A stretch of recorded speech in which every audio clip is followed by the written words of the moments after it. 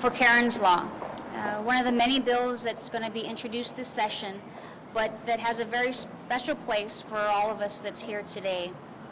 We are going to hear from the family who's been affected by the judicial system, and which is why we have brought forth Karen's Law, as well as some very important people who are very key to ensuring that this bill has at least a voice and that discussion is made at the Capitol. I'm Kymberly Pine, and I represent the Eva Beach area. And this bill was brought about by Karen Ertel's death, who in 2007 in May was murdered and raped by her 15-year-old neighbor. And what came after that was not just the horrifying things about the crime, but really the family has brought forth their experiences of how the judicial system has been unjust to them just because the perpetrator happened to be 15 years old. And really what this is we're trying to do today is to ensure that families don't have to go through two trials, because it's been very emotional for them to have to relive the whole experience over and over again twice. And so first with that, I'm going to bring forth Melanie McClellan, who is the daughter of Karen Ertel, who's going to talk about this piece of legislation. Melanie?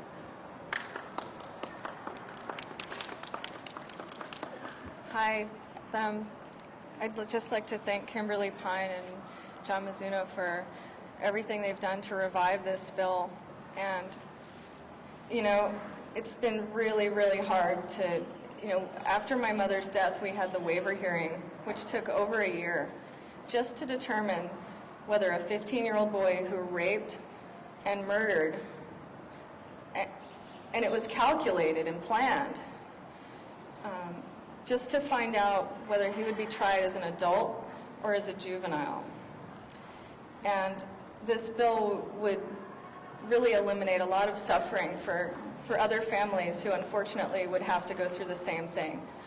Hopefully no one ever does, but at least this bill would be there to protect people and other families from what we've had to go through. It's really prolonged the grieving process to have two hearings. And I always tell people that if nothing else, if you can't empathize with that, at least understand that it's a waste of taxpayer money. If nothing else, it's a waste of money. So thank you all for your support.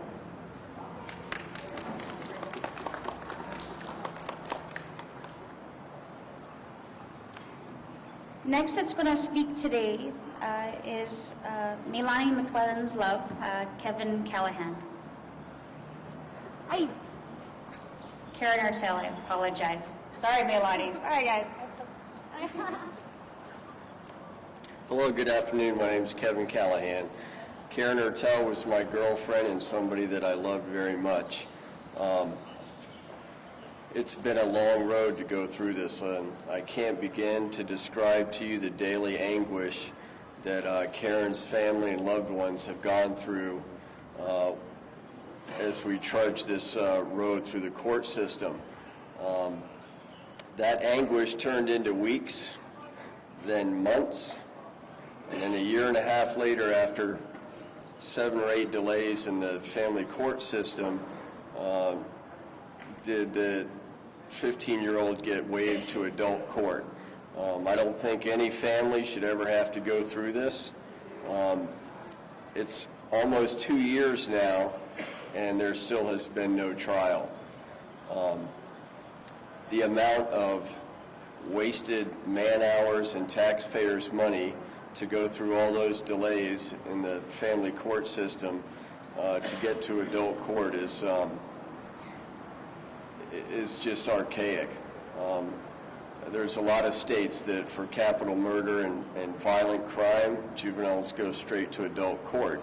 And I think it's just time that Hawaii gets in line with that same idea.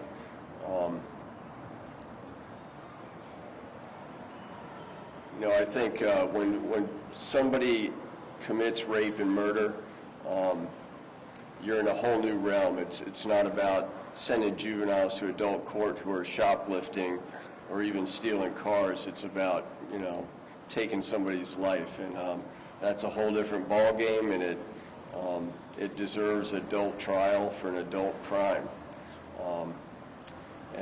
We really thank everybody for all the support through this time, and Karen's family thanks everybody, and they've been through a lot. Her sister and brother have been devastated, and I spoke to Karen's mom yesterday, and she broke down in tears again, just having to relive this and talk about it again. And so it's a long road, and we're really hoping this bill gets to the floor for a vote this year. And thank you all for coming to support us. Thanks.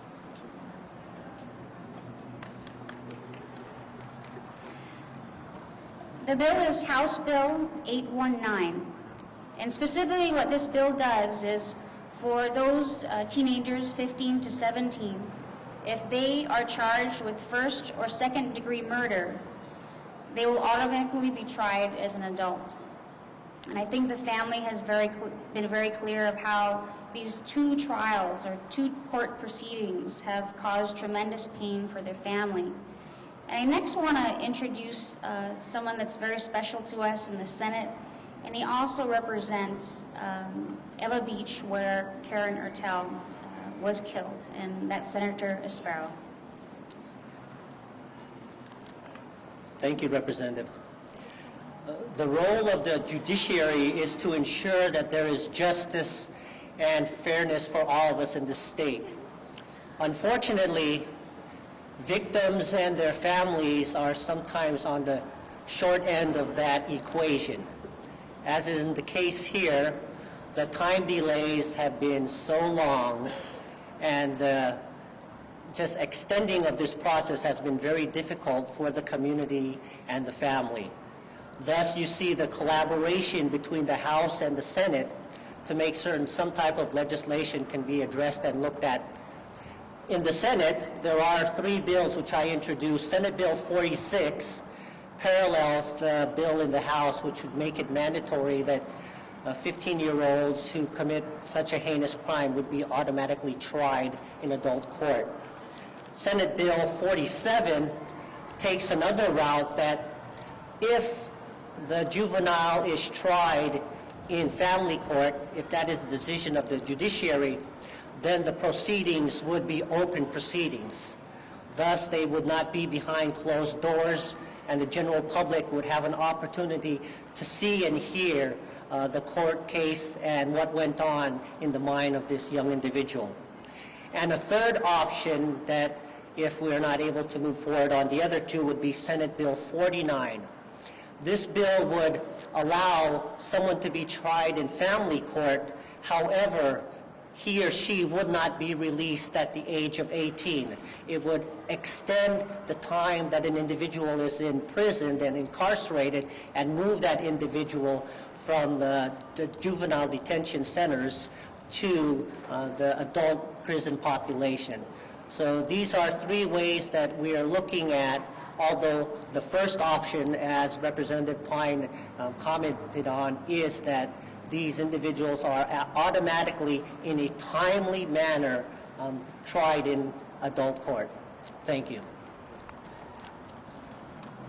Thank you, Senator. And we have 2 more speakers here today, and 2 of these representatives have been really a key part of us being able to discuss this bill openly and with a lot more success to get it passed. And we really want to thank Judiciary Chair John Ricky Karamatsu for being here today and agreeing to hear the bill. The bill last year was killed in committee when it did not get a timely hearing in the judiciary. So having him here today to be someone that is open to discussion and open to learn has been a great honor, and we're very appreciative of him today. Representative Karamatsu.